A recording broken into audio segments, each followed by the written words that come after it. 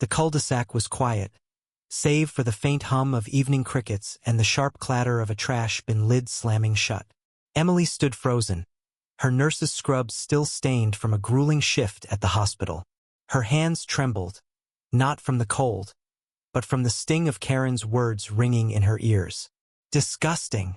You're a disgrace to this neighborhood," Karen had shouted, her manicured finger jabbing toward the overflowing bin outside Emily's small, weathered house. Red biohazard bags, sealed tightly, peeked out from under the lid, glinting in the fading light.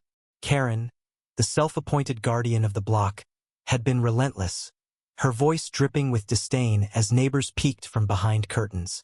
Emily's chest tightened.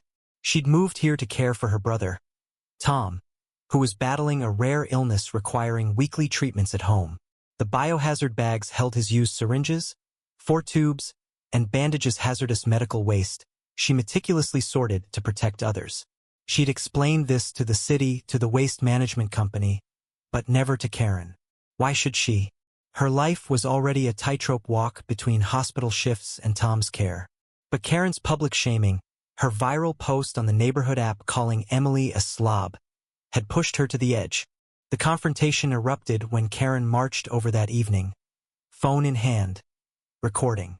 "Everyone deserves to know what a mess you are," she sneered, her voice slicing through the air. Emily's neighbor, Mark, a quiet mechanic, stepped out, torn between intervening and staying out of it.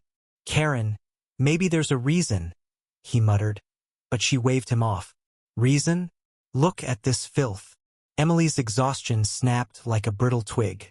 "It's medical waste, Karen. For my brother. He's dying." Her voice cracked, raw with pain, but Karen scoffed. "Excuses. You're just lazy."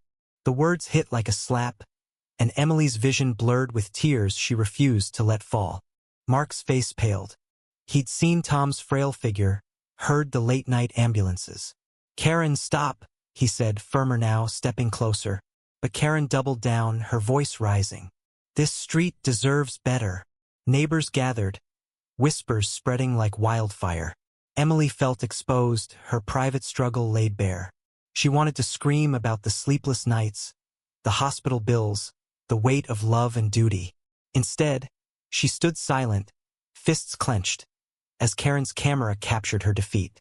Days later, the truth surfaced. Mark, unable to stay silent, posted about Tom's illness, the biohazard bags, and Emily's sacrifices.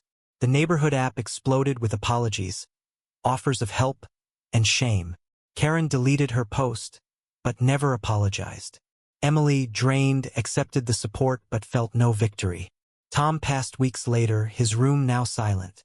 The trash bin sat empty, a hollow reminder of the fight that broke her spirit. Karen's judgment had torn open wounds deeper than she'd ever know.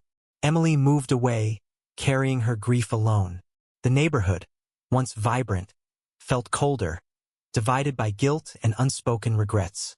Was Karen's outrage justified by her ignorance, or was Emily's silence a failure to fight back? What does justice look like when pain blinds us to truth? Share your thoughts on where the line between right and wrong lies in this fractured community.